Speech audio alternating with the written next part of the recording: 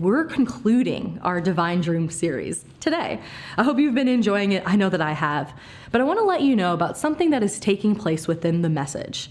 We're going to be sharing the story of a woman named Rebecca Bender. And you see, her story is filled with experiences of human trafficking and abuse. Because of that, we know that there's some content sensitivity around this. So if you are watching live, we advise that if you have children or teens in the room, that you pause or maybe just discern where they should be when this content is going on. And if you yourself have just proximity to this or have experienced this, please take what it is that you need to take care of yourself in this moment. Now, if you're someone who's watching on demand later throughout the week, we know that you have the tendency to maybe play this in the car or have it playing in the background while you're doing something else. And we just want you to be mindful that who is around in your surroundings, or once again, just taking the time that you need as this video plays. You will get another notice before the video starts, but we really just wanted to make sure that you were well aware. Now you're going to hear from our South Barrington campus pastor, Shawn Williams.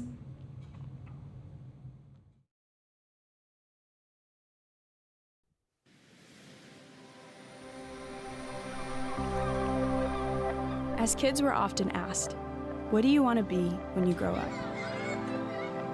And somewhere along the way, our dreams of being a professional athlete, famous singer, or firefighter become a distant memory, replaced by the reality of the lives we now live.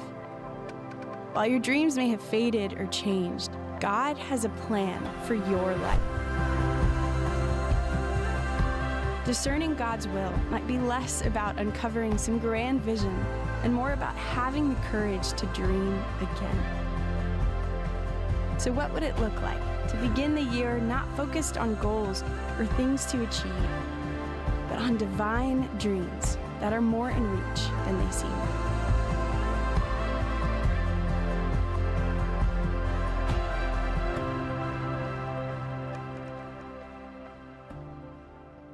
All right, good morning. How are we doing this morning? Hey, great to have you here. Do want to welcome our online audience. Great to have you with us as well as we wrap up the series we've been in for the last few weeks called Divine Dreams. This is all about like our stories and the God-given dreams or the God-given purpose that he has for all of our lives. And to anchor this series, we've been studying the life of Joseph, not Joseph, Jesus' father here on the earth, but Joseph, meaning the Old Testament guy, all the way back in the very first book of the Bible, the book of Genesis. So Joseph's story is located for us in the book of Genesis chapter 37 all the way through chapter 50, and really a powerful story about when God gives somebody a dream or a purpose, and then Joseph's ability to step into that and live that out in an incredibly, incredibly profound way.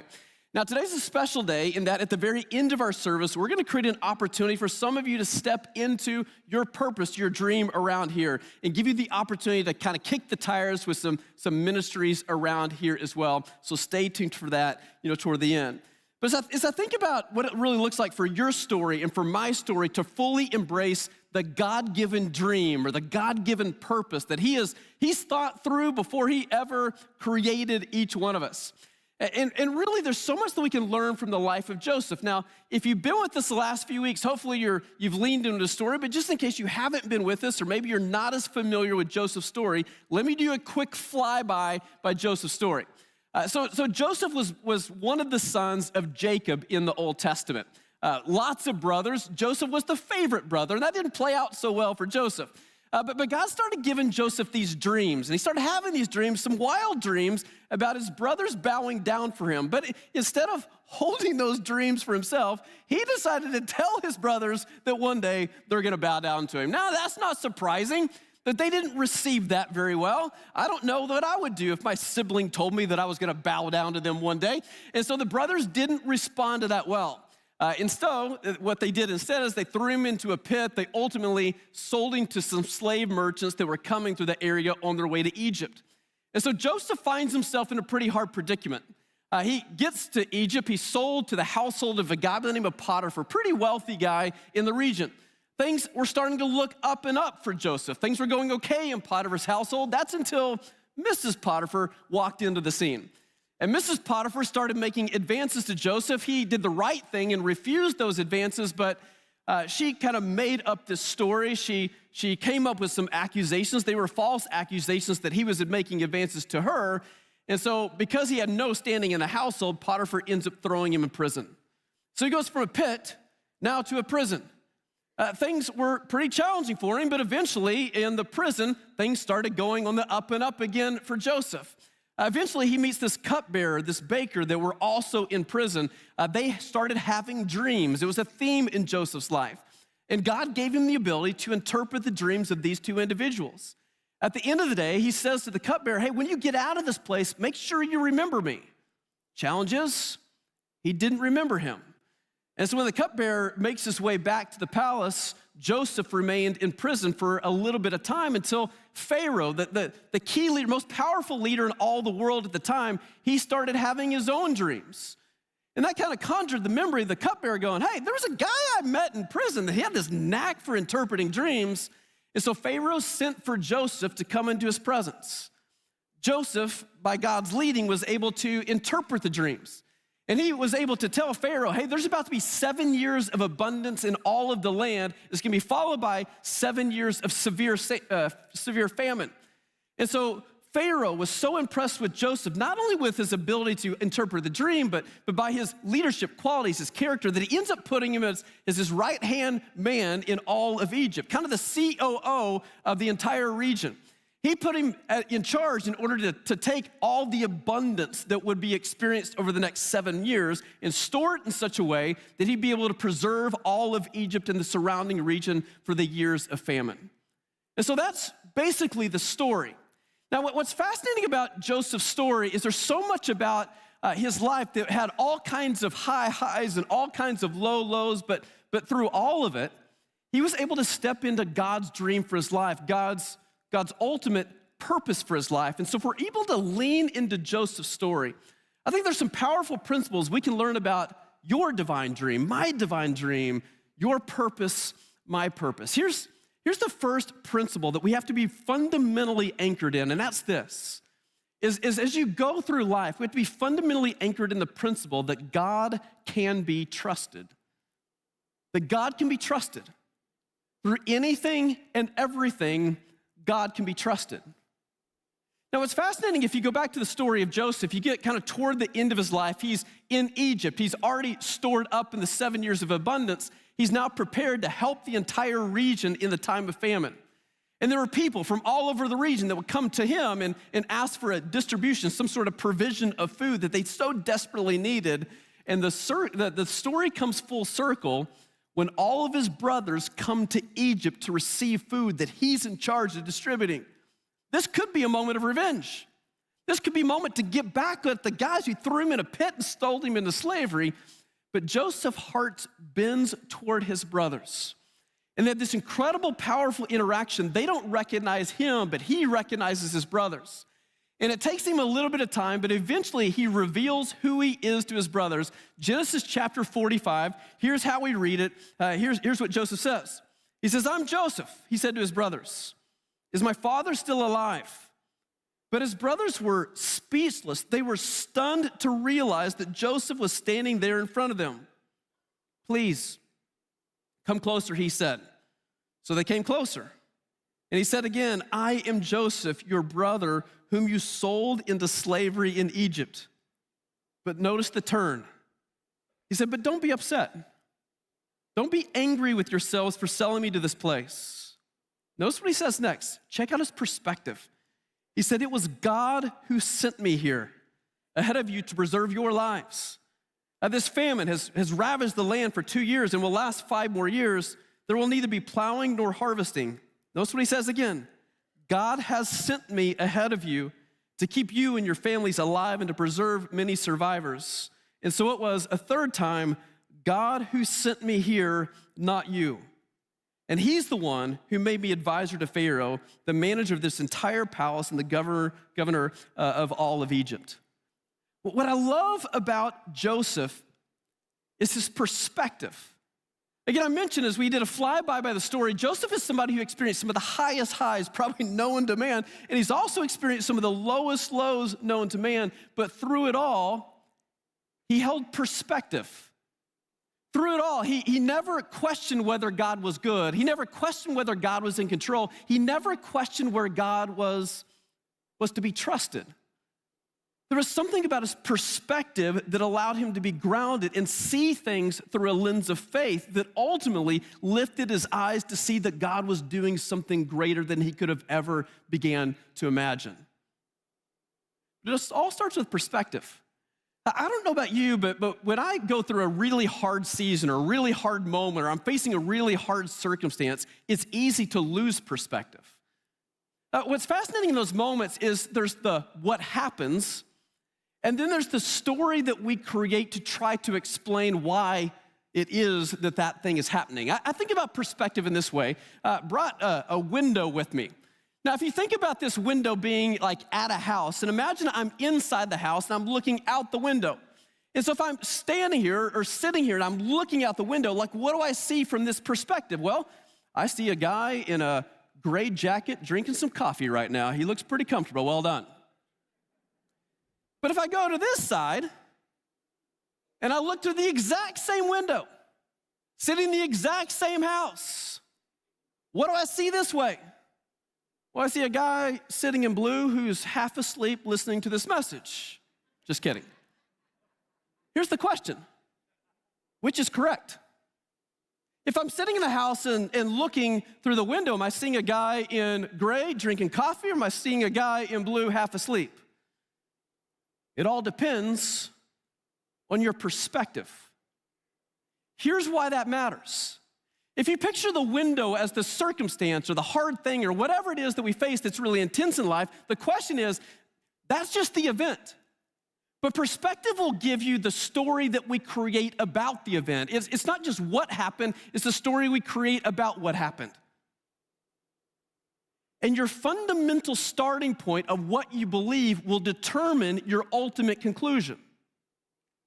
One form would say that as I face something hard, that God's forgotten me, God's abandoned me, God's nowhere to be found. I'm just kind of left to my own devices to face this incredibly challenging circumstances. Where is God in the pain? Another perspective would say that even though I don't understand the circumstance, I fundamentally know that God is good, that God is up to good, that God is doing good, that God is in control, and that God can be trusted, which is true. It all comes down to your perspective. Look at Joseph's perspective. What he could have said is that my brothers sold me into slavery. But instead what he said is, God sent me to save them. He could have said that Potiphar's wife sabotaged him. But instead what he said was that God sent me to save the people. He could have said that the cupbearer stiff-armed me in prison. But what he said instead was that God sent me. Do you see the change in perspective? And I would say your perspective makes all the difference in the world. It's not about just what happens in life. It's about what we believe about what happens in life. And if you're gonna step into your divine dream, to God's purpose in your life, you have to fundamentally believe at the core of your existence that God is a good God, that God is in control, and that God can be trusted. Do you believe it?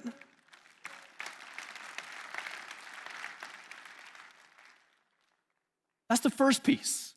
We're gonna step into our divine dream. We've gotta fundamentally believe that God can be trusted. Here's the second piece. We have to also fundamentally believe that God can bring redemption. That God can ultimately bring good from bad.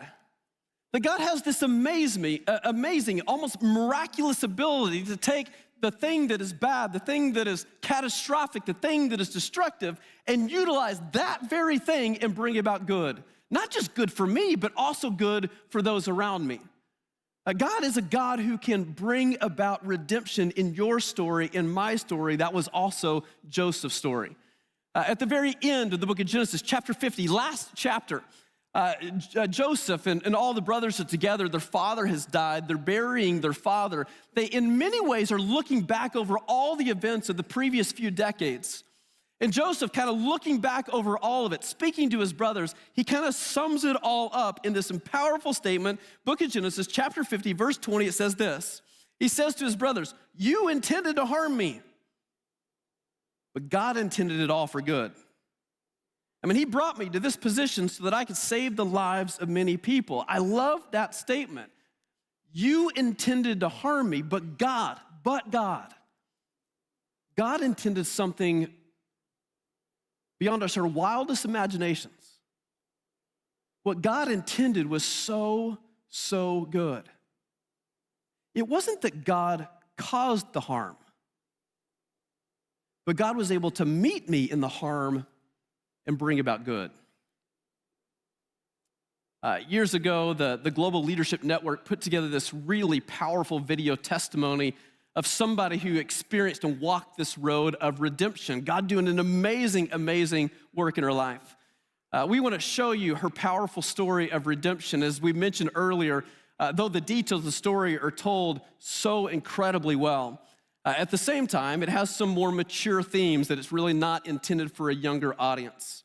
But as you watch this story, here's my encouragement to you. Think about the words we just read from Genesis chapter 50, verse 20. As you hear this story reflect what others intended for evil, God would bring about good.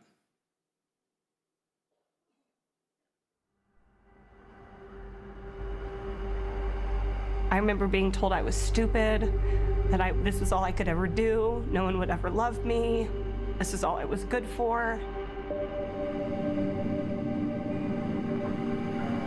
He dated me for 6 months, and then he invited me to move in with him. I thought that I had met the one. When we first got there, he told me to get dressed up, he was gonna take me out on the town, but instead he drove me to this dead-end street, and he parked the car along the curb, and he said, I spent a lot of money to get you here, and you're gonna need to get that money back. And I thought, of course, whatever I need to do to get a job. And he said, no, you're gonna go into that door right there, and it's an escort service, and you're gonna sign up. And when I started to say no, it's when he slapped me across the face. He said, you're gonna go in that room and you're gonna get my money back. When you're being trafficked, your trafficker definitely brainwashes you through a variety of abuse, sleep deprivation, food deprivation, threats to you and your family, threats to your children. You believe you're never getting out. If I just keep my head down and obey the rules, then someday I might be able to be okay. Over the next nearly 6 years, I ended up getting bought and sold between 3 different traffickers. I had been hospitalized for dehydration and overexhaustion. I've been to jail multiple times for solicitation-related charges. I've been branded twice. 2 men tattooed their names on my back. I've had my face broken in multiple places. I just wanted to die. And I tried to kill myself twice. It wasn't until a federal raid where my trafficker was finally arrested on tax evasion charges that I was finally able to grab my daughter and run. When I fled from my trafficker, I didn't think I would do anything with my life. I was sleeping on couches. I thought that I would work at a minimum wage job, live on food stamps as a single mom. I really had no clue what I was gonna do. Little by little, I started to rebuild.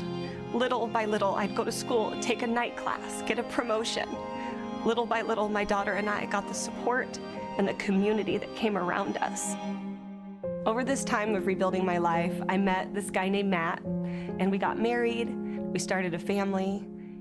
I had been about 2 to 3 years escaped from my trafficker. Really had started to find a sense of normalcy with me and my husband and our 2 little kids. When one morning, I was drinking my cup of coffee, and I can remember the Lord saying, how can you sit here and do nothing? How can you sit here in your nice, comfy house with your warm cup of coffee when you know what it's like to be more afraid to go home than you are to get in a car with a stranger? I started by turning my story into a training. I wanted there to be a narrative, a call to action, or like a solution to my testimony. And I started looking for different mentoring opportunities. That's when I got introduced to the Global Leadership Summit. I wanted to sop up as much leadership as I could, since we laugh, but it's serious. Like, your traffickers don't teach you how to team build. And so I remember coming back from that summit and writing a manifesto that I would be a boot camp for future leaders, that I would let people learn in my nonprofit how they wanted to go after their dreams. And that's really where it started. I just wanted to start sharing my story. I wanted people to know that trafficking was happening. We had this big conference and workshop where we're teaching some really nuanced, like, red flags for medical professionals. So this doctor attends the conference. The next day, he leaves the conference, goes back to his shift, and we got an email that said that very night, a young girl had come into the emergency room. He would have normally just dismissed her as a runaway that needed some, maybe, resources to get some drug help, but because of the training, he saw every single red flag that he had heard just the day before. And sure enough, this was a trafficked teenage girl that was sitting in ER for help. Because of this one training, that girl was able to get resources and into help that very same night. During that time of training all of these law enforcement and child welfare workers, we started to have survivors reach out and ask if we could mentor them on how to tell their story and how to make a difference in their communities. So with that, we started Elevate Academy, the largest online school for survivors in the world. We started with just 5. 6 years later, we have almost 900 students in 12 countries and spanning 400 US cities. My vision for the future would be able to continue to expand to make a real difference. I mean, sex for sale is out of control, and it's going to continue to grow if we don't all start doing something. We have made so much progress in this fight against human trafficking, but there's still a lot of work to be done. If I wouldn't have pursued this, if I would have said no or been too scared, I think I would have missed out on my own healing. So not only did it help all the people we're serving and to feel like maybe we've made a difference in the nation, but it also helped me to be a better mom, helped me to be a better wife, helped me to overcome all of the things that I came into this work with. And now I get to really make a difference, and our team's making a difference, and our allies and our partners. Together, we're making a difference.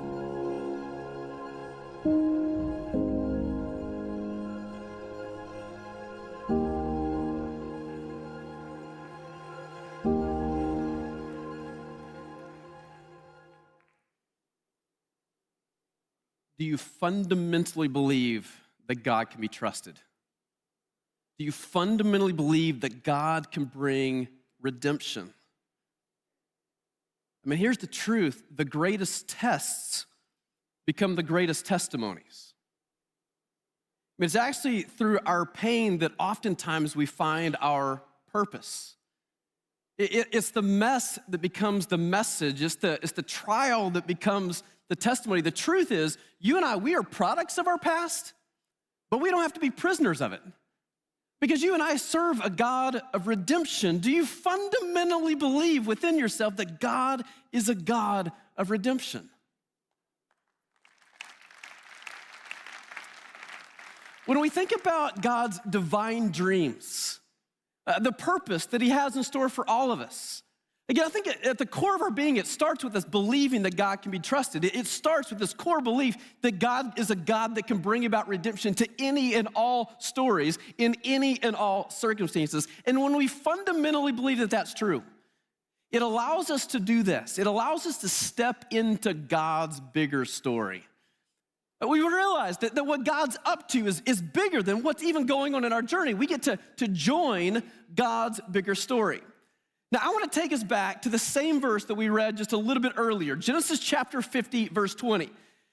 We focused on the first part of it before, that they intended to harm him, but God brought about good. I want to look at the second part about it this time. So let's go back. Genesis chapter 50, verse 20, Joseph speaking to his brothers again, he says, "You intended to harm me, but God intended all for good." Notice what he says this: "He brought me to this position so that I could save the lives of many people." Now you see that one little word, right? In the second part where he just says, "so," or in some passage you'll see it translated, "so that." Anytime you see the word "so" or "so that" in the biblical narrative, often what's on the other side of it is an indication of the bigger story. It's an indication of the bigger perspective, the bigger dream, the bigger purpose that God has for us. Because you see that What God was doing for Joseph wasn't just for Joseph's sake. It was ultimately for the sake of his brothers. Ultimately, it was for the sake of the nation. Ultimately, it was for the sake of lots of other people. And the reason that matters so much is oftentimes we as people can see ourselves as loved by God or blessed by God or forgiven for God, but we think that somehow that stops with us. It never should stop with us. It gets extended through us. Here's what I mean by that really practically. There's a lot of great Christian sayings that are very true that we want to embrace, but I would say they're very true, but they're not fully complete. Here's what I mean by that. Maybe I would say, Jesus loves me or Jesus loves you. I would say that's very true, but not fully complete. There's a so that's missing. In other words, Jesus loves me so that I might extend his love to others. We will say something like, God has blessed me. That may be very true, but I would say it's not fully complete because there's a so that's missing. God has blessed me so that I might also bless others. You kind of get where I'm going with this, right? We might say that God has forgiven me. That's true. It has transformed my existence if that's true. But I would say it's not fully complete because there's a so that's missing. God has forgiven me so that by his power and grace, I might be able to extend that forgiveness to others. Here's why that matters. God has not loved you or blessed you or forgiven you instead of everybody else. God has loved you and blessed you and forgiven you for the sake of everyone else. Do you feel the difference? It's not ever intended to stop with us. It's intended to move through us. Joseph was a part of God's greater story, his divine dream, his ultimate purpose. But it wasn't just to save Joseph. It was to save Joseph so that Joseph could be used by God to save others. It's always something bigger. It's always recognizing you're a part of a bigger story. So what's that mean practically for you and I? I think very practically, here's what that looks like. It means whatever God has dreamed up for your life, whatever purpose he has in mind, whatever he's called you to in your journey, it's not just about you, it's for the sake of others around you. And so the question becomes, will you step into God's greater story? And so very practically, we're gonna give you the opportunity to do that at the end of this service, that we're gonna feature a myriad of ways that you could get involved or plugged in around here at Willow. It's one way that you could step into your God-given dream and purpose and use your God-given gifts for the benefit and for the sake of others. Now let me just clarify that for just a minute. I recognize that for some of us, God will call us to things outside of Willow, and that's a great thing. I can't tell you how many great ministries or compassion initiatives or not-for-profits have been birthed out of this place to serve people way beyond this community. And for some of you, God will call you to just that, and that is a great thing. That is a good thing. You follow wherever it is that God is calling you. And for others of us, we can live out God's calling, his purpose for the sake of others right here in this community. I talked to a few of our leaders, volunteers, people who serve very consistently using their gifts for the benefit of others around the church. And I asked them, what is your dream? When it comes to the work that you're doing, what's your dream? Here's a couple of responses that people gave me. There's a group leader who said, my dream is that my group's faith and their love for God, it would grow, that they would share that with as many people as possible. There's one of our kids volunteers, kids leaders, who said, my dream is for Willow Kids to be a place where every single kiddo is known and loved. I know that. I love that dream. This is where they're encouraged in their faith and the grown-ups are encouraged by the faith of the kids that they see living it out. One of our prayer team members said this, that my dream is that those that I pray with would experience the mighty hand of God move in their lives. Did you notice with every single one of these people that I just asked, what's your dream? Their dream wasn't about them. Their dream was about how God would, or that they would take what God had given them and they would extend it to the life of somebody else, that they would be blessed to be a blessing. They would be loved in order to love. They'd be forgiven so that they could forgive. That they take what God has given them. The dream becomes when that gets activated for the sake of somebody else around them. So let me practically Maybe speak a word of encouragement and a challenge to lots of different people. For some of you, you've never yet taken this activated step with your faith and really taken, again, God's given gifts and really applied it in a difference-making the way in the life of somebody else. And I tell you, when you take the step of faith, it can be a little bit intimidating. It can be a little challenging. Maybe you feel like you got to clear a hurdle to get there. I'm telling you, I would encourage you, find the courage to take the step. Because you will find a sense of vibrancy that your faith becomes alive when you be able to activate it for the sake of somebody else. You're joining God's bigger story. For others of you, you've been incredibly active in taking what God has given you and multiplying the lives of so many people around you. My encouragement to you is continue to do what you have been doing. Continue to allow God to use your life in difference-making ways in the lives of those around you. Let me challenge a third group. There's a third group that I would say was once very active in investing their lives in others, but for whatever reason has stopped making that investment. You guys know that we do a survey every fall, and we learn a lot from our congregation who just kind of shares where they're at in their journey. It's all anonymous. We don't connect the data to anybody in particular. We just kind of look at trends and percentages. And I was stunned to see that there was 28% of our congregation who said, I once served, but now I do not. I once used my gifts to make a difference, and now I do not. And there's probably a myriad of reasons for that. For some of us, COVID became the greatest disconnector. I may still attend some way, but I have not yet re-engaged or reactivated my faith in that way. For others of you, you've retired in your job, which is awesome. I kind of envy you. I want to travel with you. That's amazing. But I would challenge you in this way. You never retire as a Christian. You never retire from your faith. Don't let that peace go dormant for you. If you've ever found yourself in a place where you'd say, gosh, my faith doesn't feel as vibrant as it once did, this could be an indication of why. Because it's impossible to live a vibrant faith it's impossible to experience a vibrant faith while living a passive life.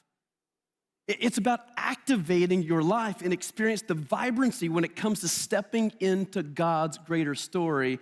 And so for whatever reason, you've chosen to step out of the game, maybe today is the day that you re-engage your life, your God-given gifts, abilities, your story, your passion, for the sake of others around you. We're gonna give you that opportunity in just a moment, but I want to just encourage you to do this.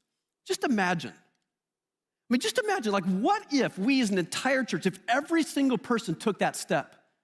Imagine what would play out in our places of work. Imagine what would happen in your homes. Imagine what happened in your schools. Imagine what would happen in our church. Imagine what would happen through our church. If everybody stepped into God's greater story and saw their life, not for their own sake, but allow God to use their life for the sake of everybody around you, I think it'd be transformational, the work that God would do in you and the work that God would do through you.